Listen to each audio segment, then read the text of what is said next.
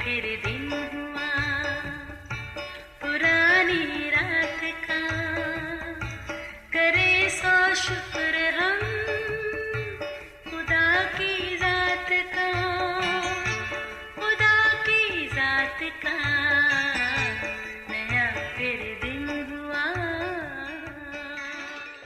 आज की आयत। और खुदावंद ने मछली को हुक्म दिया और उसने यूना को खुश्की पर उगल दिया। यूना 2:10 आयत।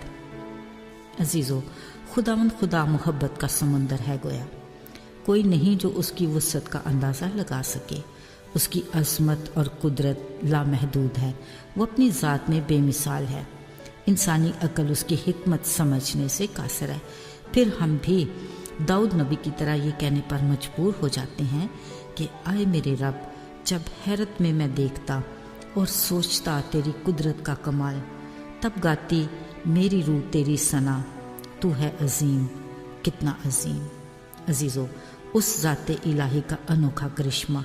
हज़ारों लाखों की तादाद में ज़ेब्रा जानवरों को देखें, उनके जिस्म पर लगी लाइनों का डिज़ाइन दूसरे से मुख्तलिफ है, कोई किसी से मैच नहीं करता। इसी तरह हर इंसान के फिंगरप्रिंट्स दूसरे से मुख्तलिफ। यकीनन आपने समंदर के बारे में डॉक्यूमेंट्री मूवी ज़रूर देखी होगी। रंग बिरंगी हज़ारों मछलियाँ, पर हर नस्ल की मछली दूसरी नस्ल की मछली से जुदा है। समंदर के बीच में तो गोया एक जहान आबाद है। तख्लीक़ कायनात के वक्त खुदा ने कहा, पानी जानदारों को कसरत से पैदा करे।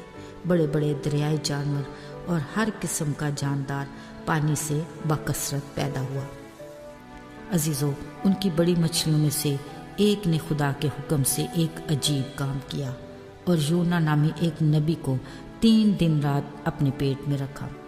साथियों, हज़ारों साल पहले खुदा ने यूना नबी को हुक्म दिया कि नैनवा शहर जाकर मुनादी कर कि तुम्हारी बदी बहुत बढ़ गई है, तौबा करो और अपने बुरे कामों से पास आओ, नहीं तो खुदा का कहर तुम पर नाज़िल होगा। यूना नबी के लिए खुदा का ये पैगाम कुछ खौफज़दा करने वाला था। बुरे लोगों में जाकर ये कहना कि बदी से बाज आओ कुछ मुश्किल लगा। उसने सोचा और तरसीस का टिकट लेकर बहरी जहाज़ में जा बैठा। यूं अपने ख्याल से उसने खुद को खुदा से छुपा लिया। पर जैसे जहाज़ खुले पानियों में आया, अचानक इतना शदीद तूफान आया कि जहाज़ डूबने लगा। जहाज़ के अमले ने सामान समंदर में फेंक दिया ताकि जहाज़ हल्का हो, मगर तूफान हर पल बढ़ता ही गया। मुसाफिर गिड़गिड़ा कर अपने देवताओं और खुदाओं से दुआएं करने लगे, मगर हर तदबीर बेसूद। बिलाशुबा इस मुश्किल का इल्म खुदा को था या फिर यूना नबी को। अचानक किसी ने सोते यूना नबी को जगाया और सूरत हाल से आगाह किया। फौरन यूना को एहसास हुआ कि इस तूफान का जिम्मेदार वो खुद है। उसने बताया, मुझे समंदर में फेंक दो तो तूफान थम जाएगा, क्योंकि इसका सबब मैं हूँ। बात तो अजीब थी, मगर हर एक को अपनी जान बचाने के लिए ऐसा करना पड़ा। फिर जैसे ही यूना नबी को समंदर में फेंका गया, सबने देखा कि एक बड़ी मछली ने यूना को निगल लिया और तूफान थम गया। सब देखने वालों ने सोचा, चलो यूना अपने अंजाम को पहुंच गया।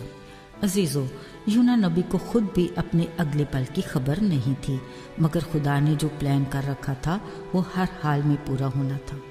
मछली के पेट में जब उसकी सांसें बहाल हुई तो उसे यकीन आया कि वो अभी जिंदा है। अगरचे उसने बड़ी जुर्रत से खुदा के हुक्म की नाफरमानी की, मगर उसे यकीन हो गया कि खुदा ने उसे बचा लिया है। उसने बड़ी फरोतनी से अपनी गलती का इकरार किया और इल्तिजा की कि वो उसे इस मुश्किल से आज़ाद करे। उसने कहा, मैंने मुसीबत में अपने खुदावंद से दुआ की और उसने मेरी सुनी। मैं समझा कि तेरे हुजूर से दूर हो गया हूँ, लेकिन मैं फिर तेरी मुकद्दस हैकल को देखूंगा। मैं हम्द करता हुआ तेरे हुजूर कुर्बानी गुज़रानूंगा। मैं अपनी नज़रें अदा करूंगा। नजात तेरी तरफ से है। अजीज़ों, यूना नबी का अपनी खता का इकरार और शुक्रगुजारी की दुआ खुदा के हुजूर कबूल हुई। खुदा ने मछली को हुक्म दिया और उसने यूना नबी को खुश्की पर उगल दिया। بلا شبہ خداوند رحیم و مہربان ہے، مگر وہ بھی اس وقت تک معاف نہیں کرتا جب تک ہم اپنی خطاؤں کا اقرار نہیں کرتے۔ ذرا سوچئے، ہم نے بھی تو کئی بار خدا کے حکم کی نافرمانی کی، مگر اس نے معاف کیا۔ مشکل میں پڑے تو ہمیں چھڑایا۔ وہ ہمیں آسمانی بادشاہی کی خوشخبری کے لیے انجانے لوگوں میں استعمال کرنا چاہتا ہے، مگر ہم اپنی گواہی دینے کے قیمتی وقت کو گنوا دیتے ہیں۔ ہم دوسرے کاموں کو اس کی رفاقت سے زیادہ ترجیح دیتے ہیں اور اس کے ساتھ دعا کے وقت کو اپنی مصروفیات کے بہانے سے محدود کر دیتے ہیں، یہاں تک کہ شکر گزاری کے لیے بھی فرصت کے لمحات ڈھونڈتے رہتے ہیں۔ یہ ہمارے لیے لمحہ فکریہ ہے۔ آئیے دعا کریں۔ اے خداوند، تو کس قدر مہربان ہے کہ تیرے دروازے ہمارے لیے ہر وقت کھلے ہیں۔ ہم جب بھی چاہیں تیرے پاس آ سکتے ہیں۔ تو ہر وقت ہماری سنتا اور جواب دیتا ہے۔ وہ ہم تیری نافرمانی کرتے ہیں، پھر بھی تو ہمیں معاف کرتا اور بار بار موقع عطا کرتا ہے۔ ہمیں اپنی پہچان میں آگے بڑھنے کا فضل دے، یسوع کے مبارک نام میں آمین۔